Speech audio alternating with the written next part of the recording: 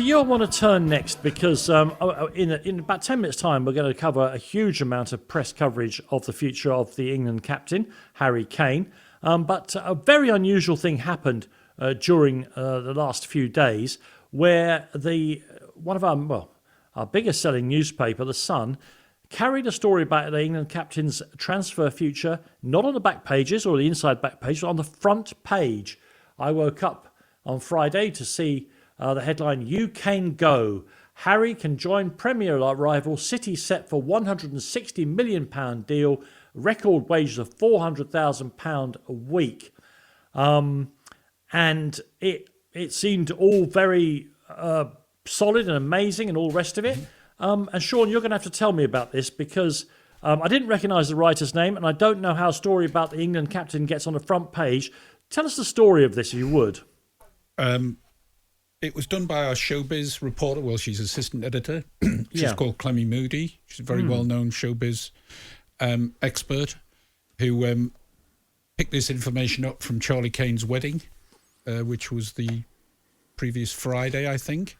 And to which Kane has flown back from his holiday to be at, She has very good connections there. And she said that Levy had rung Harry Kane to say, you can go. What the basis of that conversation was all about regarding, how much they'd be demanding from, etc., I don't know. But she's quite adamant that there was a phone call made on that Friday which said he can go if they get the right offer.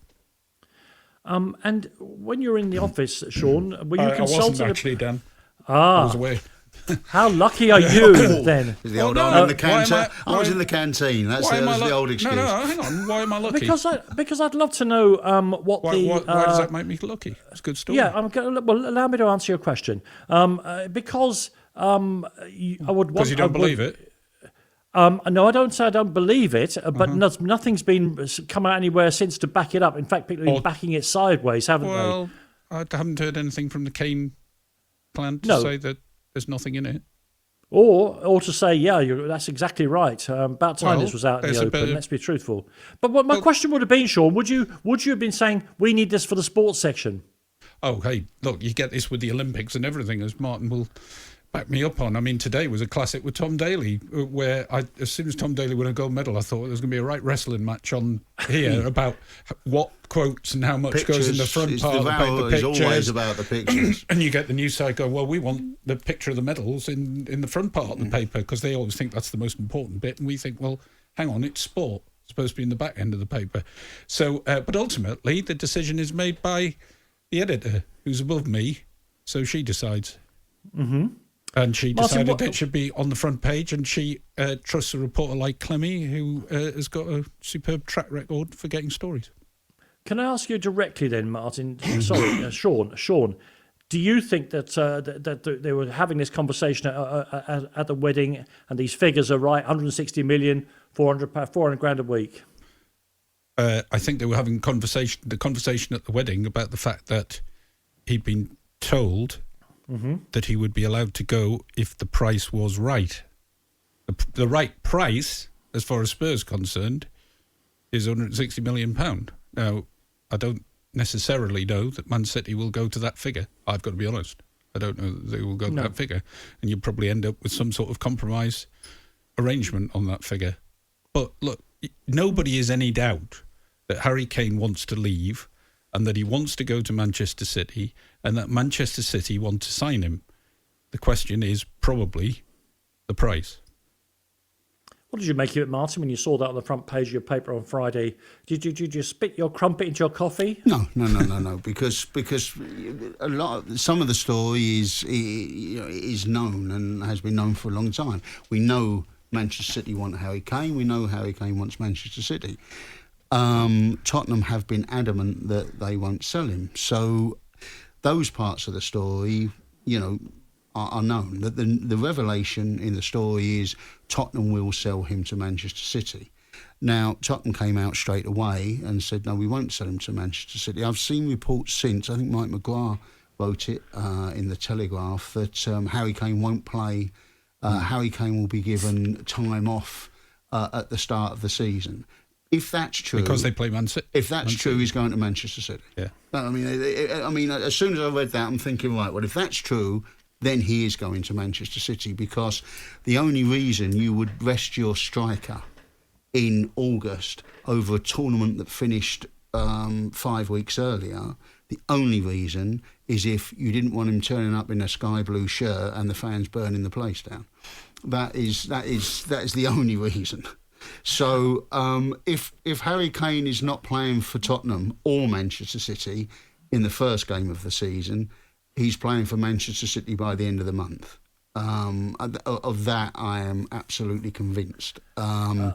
I'm not sure how flammable the new stadium is. I don't know. I don't know how well that stuff burns. It had sort of passed me by that Tottenham were playing Man City in the first game. It's just delicious, and isn't you it? suddenly see that and you think, oh, blimey, yeah, exactly. That's a belter, isn't so it? I just don't see how Daniel Levy can possibly sell and have Harry Kane against Tottenham on the first game of the season. He can't do that, gentlemen's, it'll just sniff too badly if there's some sort of clandestine gentleman's agreement where Harry has got a very convenient, dodgy ankle injury or something like that keeps him out for one game and one game only. That won't pass at the sniff test either. So. But when I saw that story that said he won't they'll rest him for the first match, I'm not convinced by that. And look, if they're going to sell him, the only club that can afford that sort of price is Manchester City. But there's not one they can leave until the end of August either, is it? Because they need to spend that money and get new players in. So they need to actually do it quite soon. That's the only thing that doesn't work for me from the Man City end, is that if you're saying to Pep Guardiola, oh yeah, you've got a striker, it'll be here 4 games into the season, and you're thinking, well, no, because all of my pre-season work, then what am I doing? What am I working with?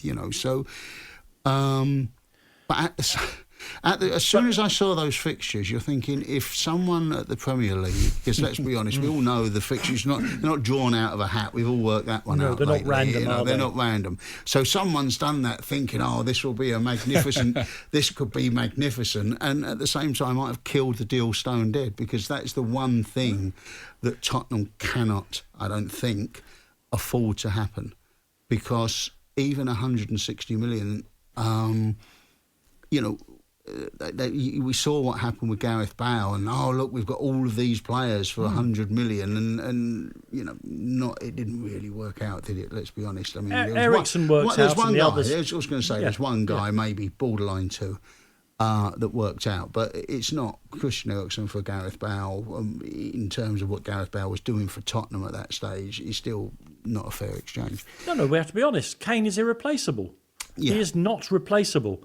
Although I have, Sean, I wasn't railing at your front page story because I've already discounted him from my thinking, because these things happen in football, don't they? Is that because Tottenham always sell in the end? Well, every club always sells in the end, don't they? Except for Real Madrid. And of course, they and Barcelona have got the opposite problem now. They want to sell a load of people they paid a load of money for and cannot get a buyer in the current market.